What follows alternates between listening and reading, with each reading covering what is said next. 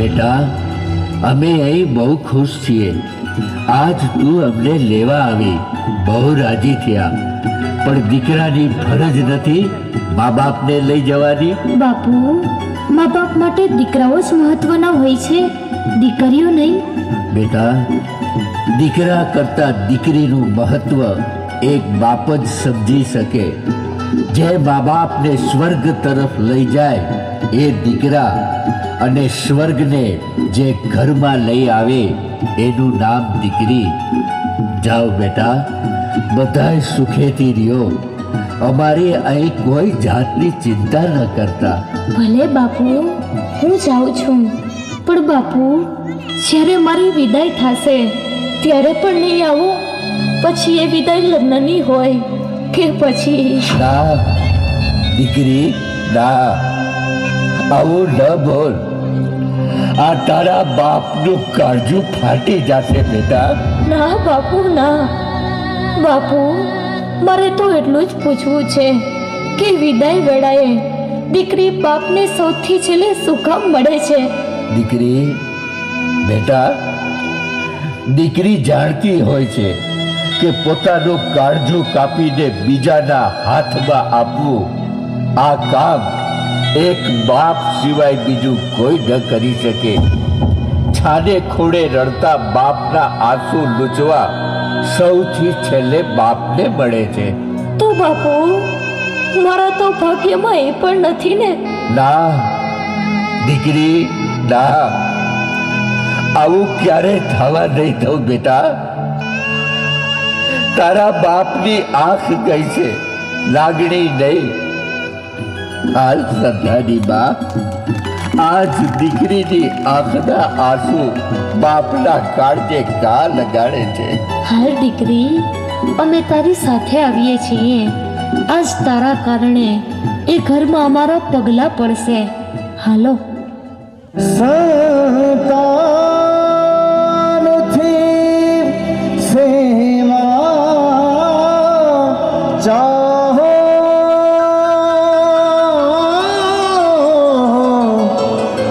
સંતાન છો સેવા કરો.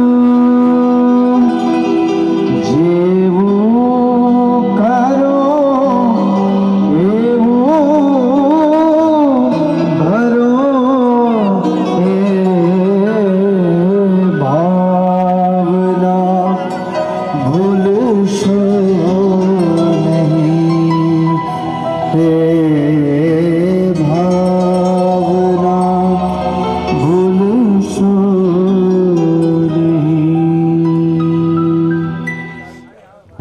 મહેશ, આ બેન ઉપાધિ પાછી ઘરે લઈ આવ્યા છે. હું હવે કાંઈ કરવાની નથી. ખર્ચા ને સેવાની વ્યવસ્થા કરી રાખજો. એમ તો બા બાપુ પાસે ખર્ચા પૂરતું તો હોય ને.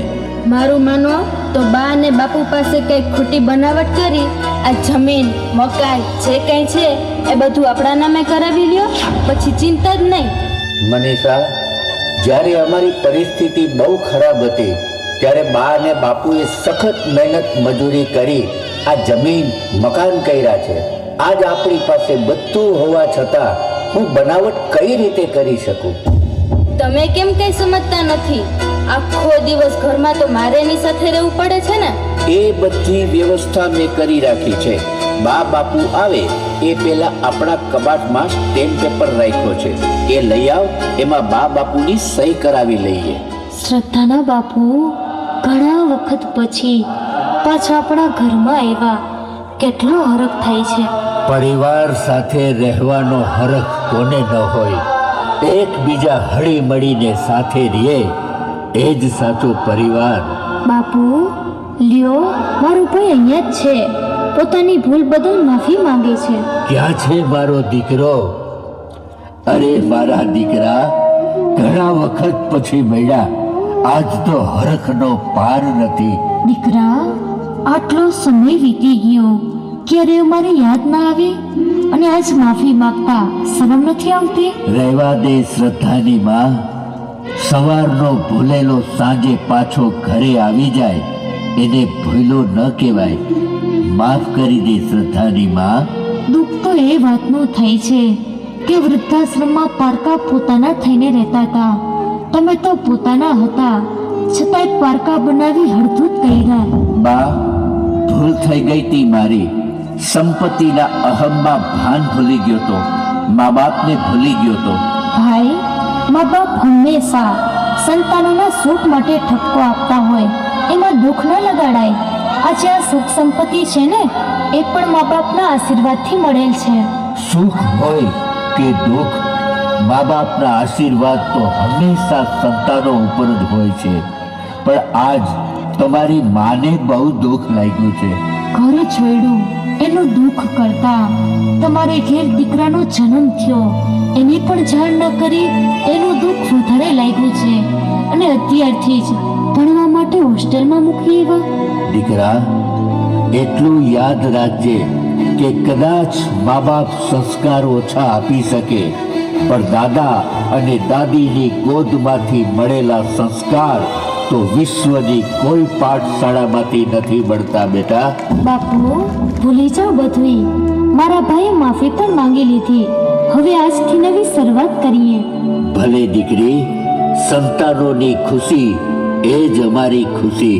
બાપુ, આજની ખુશીમાં તમારા નામથી એક નવો બિઝનેસ શરૂ કરવો છે, તો લ્યો આ કાગળ ઉપર તમારી સહી કરી આપો. અરે દીકરા, આ ઉંમરે હવે અમારે નામની શું જરૂર છે? અને તમારા સારા ભવિષ્ય માટે તમે કયો ત્યાં સહી કરી દઈએ. લાવો.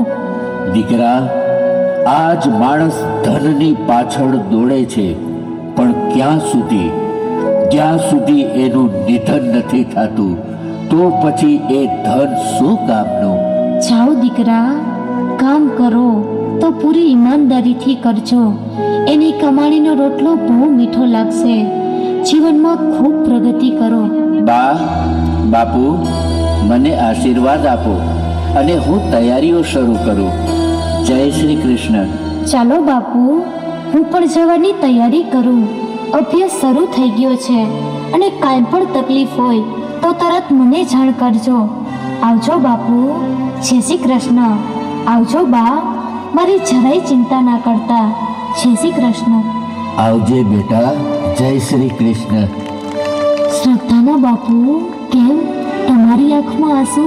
જ્યારે હૈયું ભરાઈ જાય ને, ત્યારે આંસુ આવી જાય છે. આજ દીકરી ભણવા વહી ગઈ અને દીકરો બનાવટ કરી ગયો. બનાવટ નહીં, પણ આજ પેટનો ઝીણો માને આંધળી બનાવી ગયો. આજ એટલી ખબર પડી કે સંતાનોને એટલા લાડ ન લડાવો કે મોટા થઈને મા બાપને લાત મારે. હશે જેવી ભગવાનની મરજી. આમ મા બાપ વેદનાઓ સહન કરીને પણ જીવન પસાર કરતા કરતા 5 વર્ષ વીતી જાય છે. શ્રદ્ધાના બાપુ, આજ 5 વર્ષ થઈ ગયા, પણ ઘરમાં કાંઈ સુધારો ના આવ્યો. નથી વહુ ધ્યાન દેતી કે નથી દીકરો પૈસા આપતો. અહીંયા આપણને 2 ટાઈમ રોટલો તો આપે છે ને, પછી પૈસાને શું કરવા છે? 2 ટાઈમ રોટલો તો આપે છે, પણ એના બદલામાં ઘરનું બધુંય કામ કરાવી લે છે. એ તો જુઓ છો ને. જોઈ શકતો હોત તો આજ આ પરિસ્થિતિ ન હોત. એક બાપ 10 દીકરાને ઉછેરીને મોટા કરી શકે છે, પણ 4 દીકરા એક મા બાપને સાચવી શકતા નથી. આ આજની પરિસ્થિતિ છે. લ્યો આ જમવાનું, ખાઈને પાછી થાળી સાફ કરીને રાખજો. કોણ જાણે કે દિવસ આ લપમાંથી છૂટશું. કામ ધંધો તો કઈ છે નહીં ને, બસ ખાધે જ રાખવું છે.